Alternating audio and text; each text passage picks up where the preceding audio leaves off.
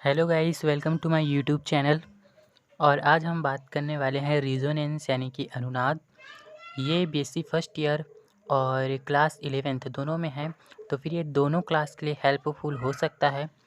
ये BSc first year में inorganic chemistry में है, ठीक है, फर्स्ट यूनिट में। तो फिर चलिए देखते हैं कि रिजोनेंस क्या होता है, ठीक है। पहले इंट्रोडक्शन देखेंगे, ठीक है। कार्बनिक अणु को प्रायः किसी संयोजकता बंध सूत्र यानी कि वैलेंसी बॉन्ड स्ट्रक्चर द्वारा प्रदर्शित किया जाता है।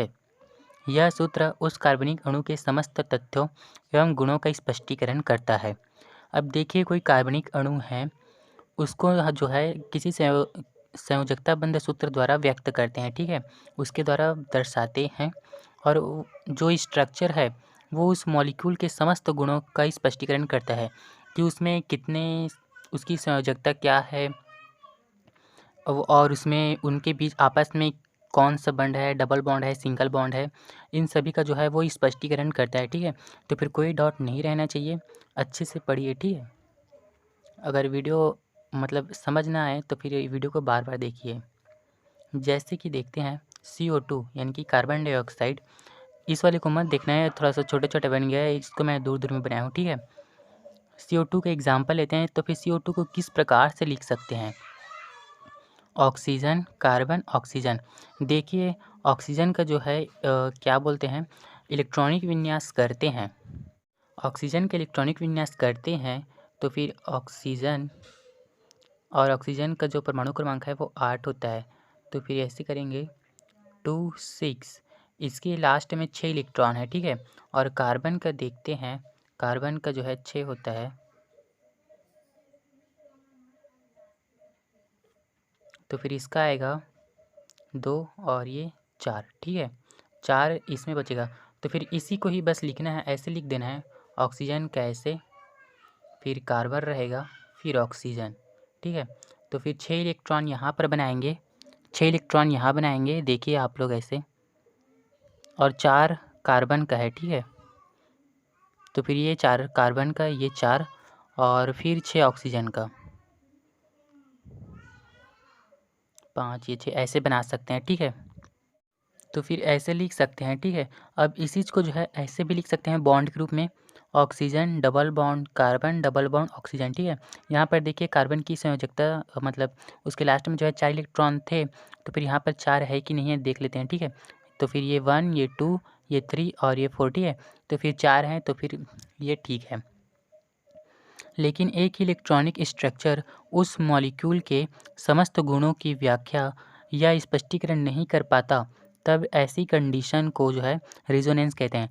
अब देखिए, ये एक ही स्ट्रक्चर है, यदि इसके द्वारा जो है उस मॉलिक्यूल के समस्त गुणों की पहचान नहीं कर पाते या उसका स्पष्टीकरण नहीं हो पाता है कि उसमें कितनी संयोजकता है, क्या इलेक्ट्रॉन का साझा कर रहा है, क्या दे रहा है, ये सब जो है स्पष्ट नहीं हो पाता, तब इस कंडीशन को जो है रिजोनेंस कहते हैं।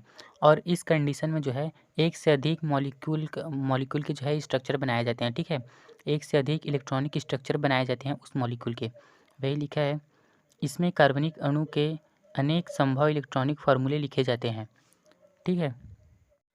तो फिर प्लीज़ मेरे चैनल को सब्सक्राइब कर दें और वीडियो को लाइक कर दें। आप लोग सब्सक्राइब करते हैं तो फिर हम लोग को मोटिवेशन मिलता है और हमें ऐसा लगता है कि हाँ, हम कुछ बना रहे हैं तो फिर किसी का फ़ायदा हो रहा है। और आप लोग सब्सक्राइब करते हैं तो फिर हमें अच्छा लगता है और हम लोग मोटिवेट होकर और अच्छे वीडियो बनाते हैं ताकि आप लोगों का फ़ायदा हो सके। तो फिर प्लीज़ सपोर्ट कीजिए मुझे और मेरे चैनल को सब्सक्राइब कीजिए प्लीज़ प्लीज़ प्लीज़। तो फिर सॉरी डिस्टर्ब करने के लिए, टाइम पास हुआ होगा आप लोगों का। तो फिर चलिए डेफिनेशन देखते हैं। किसी अणु के समस्त गुणों की व्याख्या जब एक इलेक्ट्रॉनिक फार्मूले से संभव ना हो, तब 2 या 2 से अधिक इलेक्ट्रॉनिक स्ट्रक्चर का प्रयोग किया जाता है। इस घटना को ही रिजोनेंस या अनुनाद कहते हैं। मैंने पहले बताया था, जब किसी मॉलिक्यूल का जो है एक इलेक्ट्रॉनिक स्ट्रक्चर द्वारा उसके समस्त गुणों का व्याख्या नहीं हो पाता है या स्पष्टीकरण नहीं हो पाता है, तब उस कंडीशन में जो है वो अनेक सारे इलेक्ट्रॉनिक स्ट्रक्चर बनाते हैं, तो फिर उसे ही रिजोनेंस कहते हैं। तो फिर चलिए देखते हैं, कार्बन डाइऑक्साइड का ही देखते हैं। एक तो हम ये बॉन्ड वाला लिख सकते हैं और दूसरा जो है यहाँ पर इलेक्ट्रॉन का स्थानांतरण वाला देख सकते हैं।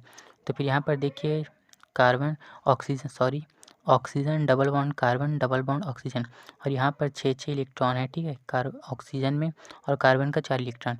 अब इलेक्ट्रॉन का ट्रांसफ़र जो है यहाँ से यहाँ हो रहा है और यहाँ से यहाँ हो रहा है, तो फिर यहाँ से यहाँ होने की वजह से ये ट्रिपल बॉन्ड हो जाएगा।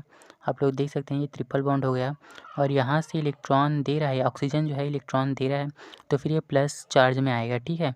और यहाँ से एक इलेक्ट्रॉन यहाँ जा रहा है, यहाँ से इस बॉन्ड से एक यहाँ जा रहा है इलेक्ट्रॉन, तो फिर ये सिंगल बॉन्ड हो जाएगा, और यहाँ पर जो है ऑक्सीजन जो है माइनस चार्ज में आ जाएगा।